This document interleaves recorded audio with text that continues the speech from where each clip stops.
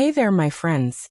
Grab a cup of coffee, settle in, and let's have a heart-to-heart about something that can truly change the game for you: communication. Not just any communication, but the kind that Napoleon Hill, the legendary author of Think and Grow Rich, championed as a cornerstone of success.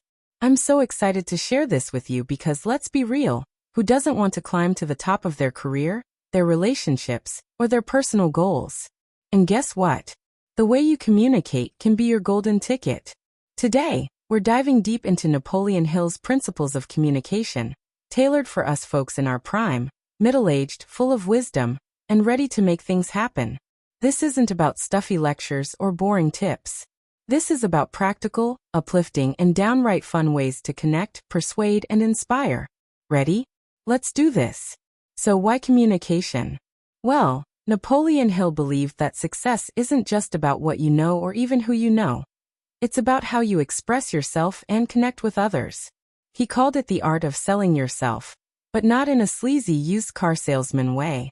It's about presenting your ideas, your passion, and your vision so clearly and confidently that people can't help but listen. Think about it. Whether you're pitching a project at work, inspiring your kids to chase their dreams, or even convincing your spouse to try that new Italian restaurant, communication is the bridge between where you are and where you want to be. Let's start with one of Hill's big ideas: definiteness of purpose. This is about knowing exactly what you want and communicating it with laser focus. Imagine you're at a networking event, and someone asks, "So, what do you do?" If you mumble something vague like, "Oh, I'm in sales, I guess," you've already lost them. But if you say, "I help small businesses grow by creating marketing strategies that double their leads in 6 months," boom, you've got their attention. Hill taught that clarity in your purpose makes your words magnetic. Take a real-world example: Oprah Winfrey. Now, I know we all love Oprah, but let's think about why she's so successful. It's not just her talent, it's her ability to communicate her purpose. From her talk show days to her own network, Oprah has always been crystal clear about her mission: to inspire and uplift. In a 1997 interview with Forbes, she said, "I want to use television to elevate people's lives." That clarity shines through every word she says, and it's why millions trust her. So, how can you apply this? Start small. Write down one goal you have. Maybe it's landing a promotion or starting a side hustle. Then practice explaining it in one clear, confident sentence. Try it in front of a mirror. It feels silly, but it works.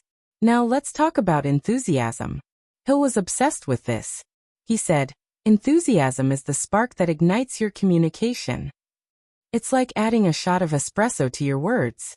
People can feel when you're excited, and it's contagious. Think about Steve Jobs. When he unveiled the first iPhone in 2007, he didn't just list features like some robot. He was practically bouncing with excitement, saying things like, "This is a day I've been looking forward to for 2.5 years." His enthusiasm made everyone in the room, and millions watching, feel like they had to have that phone. Here's a fun exercise to boost your enthusiasm: the happy memory trick. Before a big meeting or conversation, take 30 seconds to think of a moment that made you laugh or feel on top of the world. Maybe it's your kid's first home run, or that time you nailed a karaoke song at a friend's party. Let that joy bubble up, and then speak. You'll be amazed at how your energy shifts. I tried this before a presentation last year, picturing my dog chasing his tail like a maniac, and let me tell you, I had the room smiling before I even started. Okay, let's get into another Hill gem: listening. I know communication is about talking, right? Wrong. Hill said that great communicators are great listeners first. When you truly listen, you make the other person feel valued, and that builds trust. There's a famous study from Harvard University in 2016 called the listening effect. Researchers found that when managers actively listen to their employees, nodding, asking follow-up questions, and paraphrasing, employee satisfaction and productivity shot up by 30%. Think about someone like Dale Carnegie, author of How to Win Friends and Influence People. Carnegie was a master at this. In his book, he shares a story about meeting a botanist at a dinner party. Carnegie didn't know a thing about plants, but he listened intently, asking questions and showing genuine interest. By the end of the night, the botanist told everyone Carnegie was the best conversationalist he'd ever met, even though Carnegie barely said a word. So next time you're in a conversation, try the 3-second rule. Wait 3 seconds after someone finishes speaking before you respond. It gives you time to process and shows you're really hearing them. It's a game changer. Now let's talk about something super practical: body language. Hill didn't write much about this directly, but he emphasized that your entire presence communicates. Studies like one from UCLA in 1981 by Dr. Albert Mehrabian show that 55% of communication is nonverbal. Your gestures, posture, and facial expressions. Imagine you're at a job interview. You can have the best resume in the world, but if you're slouched, avoiding eye contact, or fidgeting, you're sending a message of insecurity. Look at someone like Michelle Obama.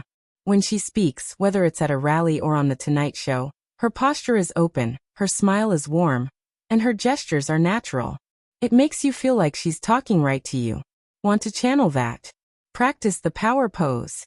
Before a big moment, stand tall, shoulders back, hands on hips for 2 minutes.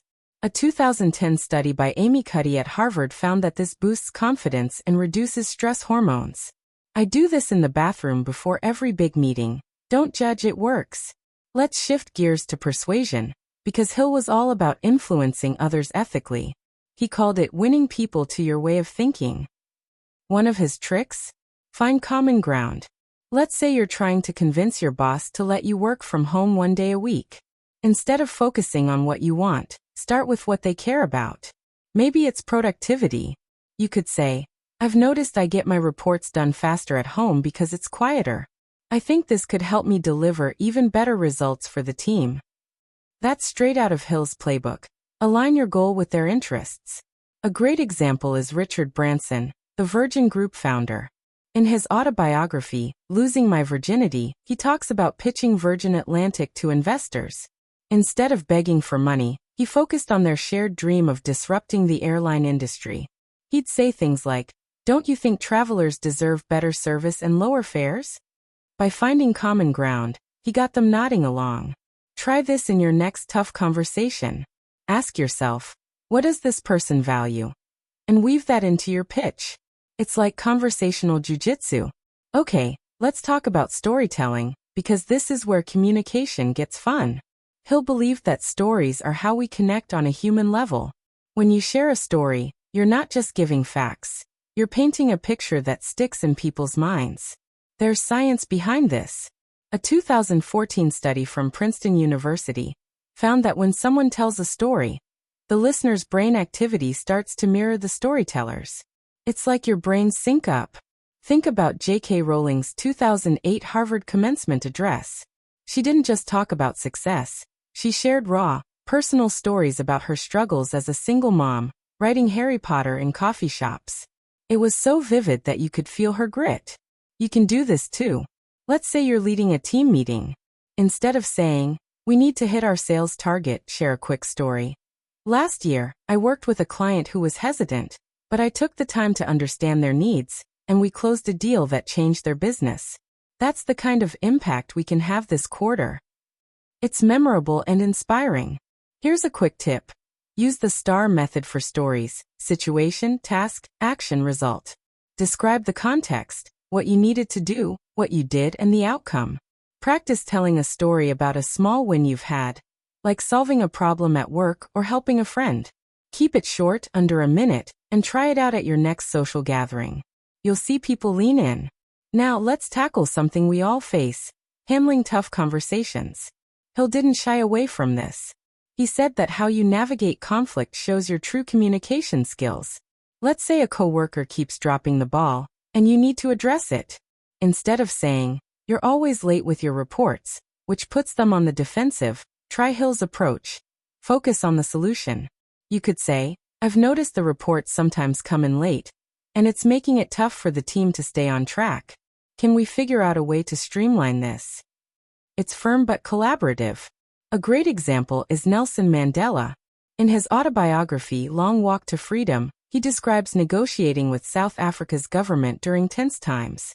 Instead of attacking, he'd listen, acknowledge their concerns, and then steer the conversation toward shared goals, like peace. That's why he was such a powerful communicator.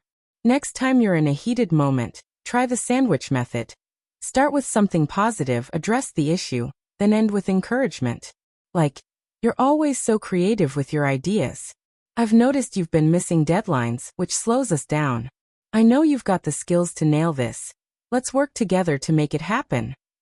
Let's wrap up with one more Hill principle: continuous improvement. He believed that great communicators never stop learning. Take someone like Warren Buffett. Early in his career, he was terrified of public speaking. In his biography, The Snowball, he admits he'd get physically sick before presentations. But he took a Dale Carnegie course, practiced relentlessly, and now he's one of the most engaging speakers out there, charming shareholders at Berkshire Hathaway meetings. You can do this too. Set a small goal, like reading one communication book a month. Start with Crucial Conversations by Carrie Patterson. It's a goldmine for handling tough talks. Or join a Toastmasters club. I joined one a few years back, and let me tell you, standing up to give my first speech felt like jumping out of a plane. But by the third meeting, I was hooked. It's like a gym for your communication skills. Alright, my friends, we've covered a lot. Clarity, enthusiasm, listening, body language, persuasion, storytelling, handling conflict, and never stopping your growth. These aren't just tips. They're tools to build the life you want. Napoleon Hill's genius was showing us that communication isn't about fancy words. It's about connecting heart to heart. You're not just middle-aged. You're in the prime of your life, with stories, wisdom, and dreams to share. So go out there and talk your way to the top. Before I let you go, let's do one last thing. Pick one idea from today. Maybe it's practicing a clear purpose statement or trying the power pose. Commit to using it this week. Write it on a sticky note, put it on your fridge, and make it happen. I believe in you, and I know you've got what it takes to shine. Keep chasing your dreams, keep communicating with passion, and I'll see you in the next video. Stay awesome.